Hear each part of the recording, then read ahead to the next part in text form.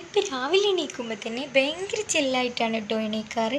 എന്താണെന്ന് വെച്ചാൽ വർക്കിനൊന്നും പോവാത്തതുകൊണ്ട് തന്നെ വീട്ടിൽ തന്നെ മടി പിടിച്ചിട്ടുള്ള ഇരിപ്പാണ് കേട്ടോ.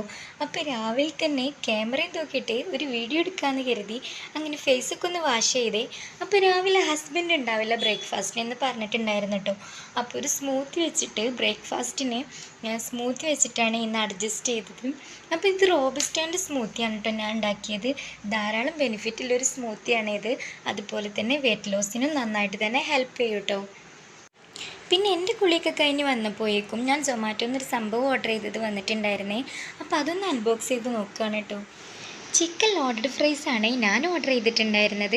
എനിക്ക് പേഴ്സണലി പറയുകയാണെങ്കിൽ ഇത് ഭയങ്കര ഇഷ്ടമാണ് കേട്ടോ. നല്ല ടേസ്റ്റിയാണ്.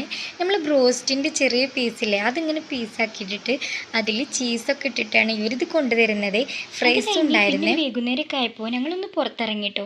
അപ്പോൾ കോട്ടക്കുന്നിലാണേ പോയത്. അവിടെ നിന്ന് നേരെ കോട്ടക്കുന്നിന് താഴെയുള്ളൊരു ഷോപ്പാണ് കേട്ടോ ഇത്. അവിടുന്ന് ചിക്കൻ്റെ മന്തിയാണെന്ന് അവർ പറഞ്ഞത്. സേമിയ കൊണ്ടുള്ളൊരു മന്തി കേട്ടോ. അതാണ് കഴിച്ചത്. എനിക്ക് ഓക്കെ ആണ്. ഹസ്ബൻഡിന് തീരെ ഒട്ടും ഇഷ്ടമായില്ല കേട്ടോ. പൊതുവേ ആൾക്ക് സേമിയ വെച്ചിട്ടുള്ളതൊന്നും ഇഷ്ടമല്ല, അതുകൊണ്ടായിരിക്കും. എനിക്ക് ഓക്കെ ആയിരുന്നു, കഴിക്കാനായിട്ട് കുഴപ്പമില്ലാത്തൊരു ടേസ്റ്റ് ഉണ്ടായിരുന്നു കേട്ടോ.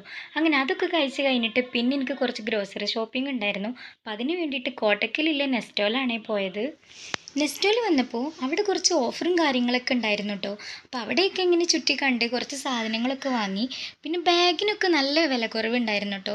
എന്താണെന്ന് വെച്ചാൽ ഓഫറിലുണ്ടായിരുന്നത് 599 രൂപേൻ്റെ ബാഗിന് 300 രൂപ മാത്രമേ ഉണ്ടായിരുന്നുള്ളൂ. അങ്ങനത്തെ പക്ഷെ ഞാനതൊന്നും വാങ്ങിയില്ല. എനിക്ക് കുറച്ച് ഗ്രോസറി സാധനങ്ങളായിരുന്നു ഷോപ്പ് ചെയ്യാനുണ്ടായിരുന്നത്. അതും വാങ്ങിയിട്ട് ഞങ്ങൾ അങ്ങനെ നേരെ വീട്ടിലേക്ക് തിരിച്ചു പോരാണ് ഉണ്ടായത്.